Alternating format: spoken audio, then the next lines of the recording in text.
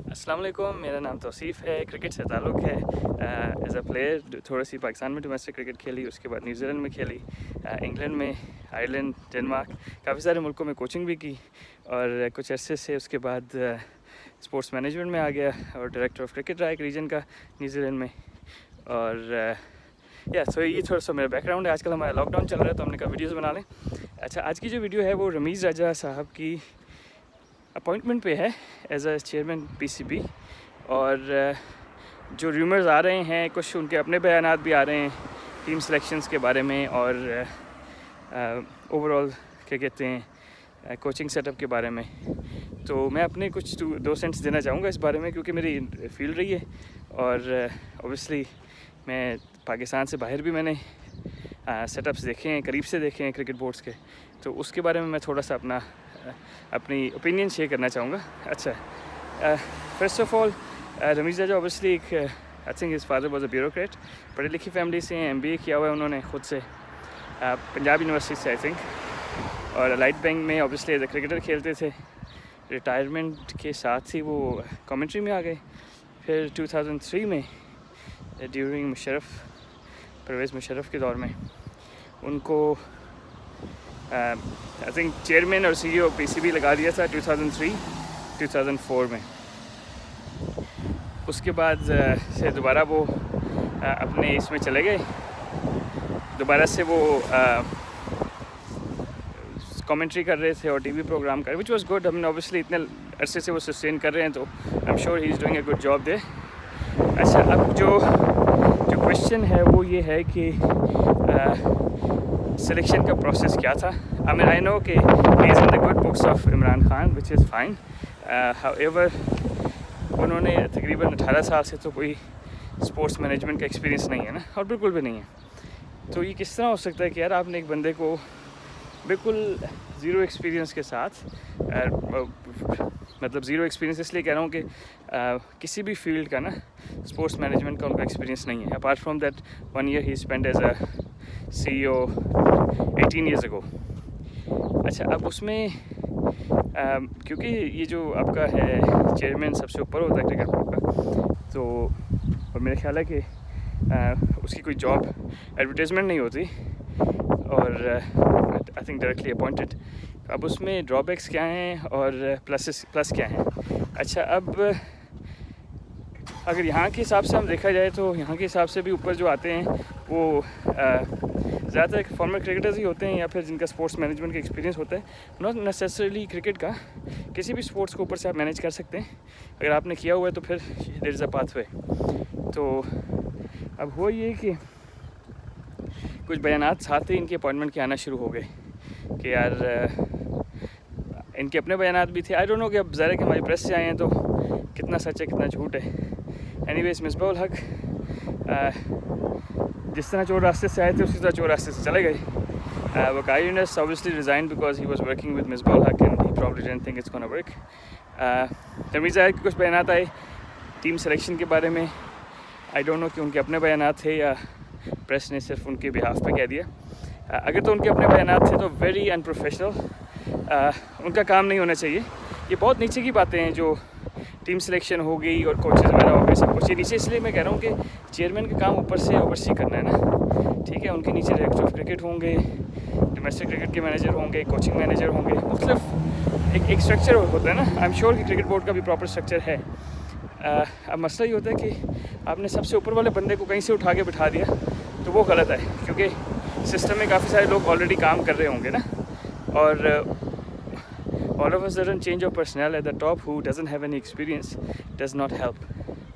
अब अगर दूसरी बात देखें तो रमीज़ राजा का काफ़ी स्ट्रॉन्ग स्टांस है कुछ चीज़ों में। यार यहाँ से बस चलते हैं। अच्छा, रमीज़ राजा का काफ़ी स्ट्रॉन्ग स्टांस है कुछ चीज़ों में। फॉर एग्जांपल मैच फिक्सिंग के बारे में उनका बड़ा स्ट्रॉन्ग स्टांस है कि यार आमिर वाले को वापस नहीं लाना चाहिए था, विच इज़ फाइन, उनका अपना ओपिनियन है। इसी तरह शर्जील हैं, काफ़ी सारे और प्लेयर्स हैं जो मैच फिक्सिंग या स्पॉट फिक्सिंग में इन्वॉल्व थे, और रमीज़ राजा वो उनका। अब मसला ये है कि ये तो उनका पर्सनल स्टांस है।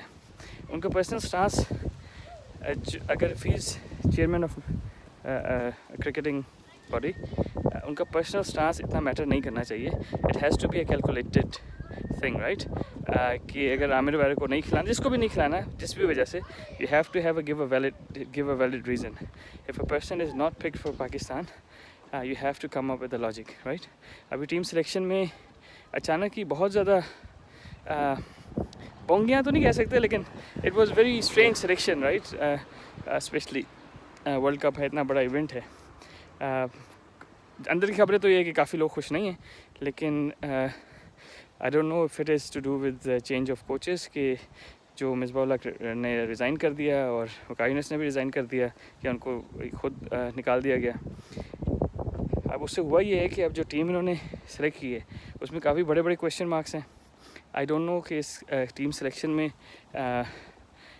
अपना रमीज़ राजा का अपना कोई इनपुट है या नहीं है. अगर है तो बहुत शर्मिंदगी की बात है कि यार एक बंदा 2 हफ्ते पहले अभी अपॉइंट हुआ है and he started making calls about team selections, और उनका टीम सिलेक्शन से कोई ताल्लुक दूर दूर तक नहीं होना चाहिए. हाँ, सेलेक्टर्स जो हैं, चीफ सेलेक्टर्स जो कुछ भी हैं, लेकिन he can ask them for their feedback afterwards, और ही कैन क्वेश्चन देम कि यार आपने जो है वो काम सही नहीं कर रहे कुछ भी. लेकिन ये जो चीज़ें हैं ना, जो बयानात आ रहे हैं, ये माइक्रो लेवल की चीज़ें हैं, और जो हेड ऑफ़ क्रिकेट बोर्ड है ना, ये टॉप मैनेजमेंट है, उनका ये काम नहीं है कि इस तरह की चीज़ों में इंटरफेयर करें. Very unprofessional if he has done it. बयानात तो इसी तरह के आ रहे हैं. सेकेंडली ये कि ऑल ऑफ अ सडन अगर इनको अपॉइंट करना था तो आई थिंक कि खान साहब की टाइमिंग शायद राइट नहीं थी, क्योंकि क्रिकेट वर्ल्ड कप T20 का बड़ा इवेंट है, क्योंकि हमारी कौम की काफ़ी उम्मीदें वाबस्ता होती हैं. अब उसमें यह है कि वर्ल्ड कप आ रहा है और आपने वर्ल्ड कप से थोड़ा सा पहले ही ये अपॉइंटमेंट्स कर दी, ठीक है. अब उससे हुआ क्या है कि कोचेस छोड़ गए. I guess like you know, I mean मैं पर्सनली नहीं खुश था मिसबाह उल हक की अपॉइंटमेंट से, क्योंकि आई थिंक कि उन्होंने कोचिंग के एक्सपीरियंस के बगैर हेड कोच लग गए. लेकिन सिमिलरली रमीज़ राजा भी मैनेजमेंट के एक्सपीरियंस के बगैर चेयरमैन लग गए. तो आई गेस दोनों के लिए जो है वो रूट सेम ही है. अच्छा, तो अब अगर हम क्या कहते हैं, दोनों कोचेस ने छोड़ दिया, सेलेक्टर्स वर द सेम, नए कोचेस भी आ गए टेम्प्रेरी, ठीक है. अब इतना बड़ा इवेंट है, आपने क्रिकेट बोर्ड को लास्ट मिनट में शफल नहीं करना था तो दो महीने पहले कर देते, सही है. So I don't agree with the timing of it,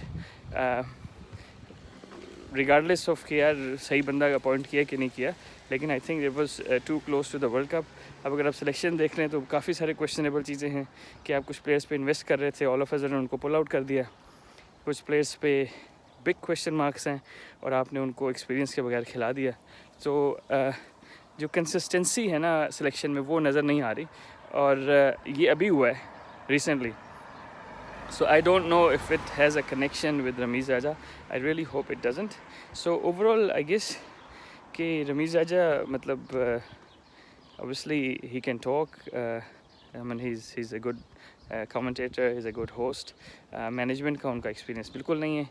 I really hope कि वो इसको क्या कहते हैं मैक्रो लेवल पे ही मैनेज करने की कोशिश करेंगे, क्योंकि अगर आपका एक्सपीरियंस नहीं है ज़्यादा तो आप अपने आप को कम से कम एक्सपोज करें तो उतना बेहतर होता है. यानी कि जो चीज़ आपको या आपने ऑन जॉब अगर सीखना है ना, तो आप फिर ज़्यादा आप क्या कहते हैं बिहाइंड द सीन ही ज़्यादा रहें तो वो बेहतर है, रादर देन कि आप जो हैं वो क्या कहते हैं काफ़ी वोकल रहें, क्योंकि I think your limitations will be exposed if you know you are interfering with things you're not supposed to interfering with. बाकी क्या कहते हैं, I think Wasim Khan has done a great job. जो director of cricket हैं, I think he's director of cricket or CEO, because he has done work in the ground level, और वो इसी management के बैकग्राउंड से ही आए, ठीक है. तो that's why he comes across someone who is more professional, despite कि हमारी प्रेस में उनको इतना बुरा कहा, लोग उनको गालियाँ देते हैं, but I think he understands the dynamics of cricket management at least, and I think he is doing a great job. बाकी क्या कहते हैं, let's hope how it goes. Obviously थोड़ी सी अनसर्टनिटी तो है कि टीम सिलेक्शन रमीज़ राजा के आते ही थोड़ी सी अजीब सी हो गई. अपेरेंटली बाबर आजम भी शायद खुश नहीं है, बैलेंस टीम का शायद उस तरह नहीं है जिस तरह होना चाहिए था. मतलब Pakistan can surprise and win the world cup, you never know, लेकिन आई थिंक कि थोड़ा सा अनफेयर है कि इतनी होलसेल चेंजेस जो है ना पीसीबी के सेटअप से लेकर नीचे टीम तक वर्ल्ड कप के इतने करीब आई। बाकी इंशाल्लाह let's hope for the best as always. हमारा लॉकडाउन चलता रहा तो इंशाल्लाह वीडियोस बनाते रहेंगे। अस्सलाम वालेकुम।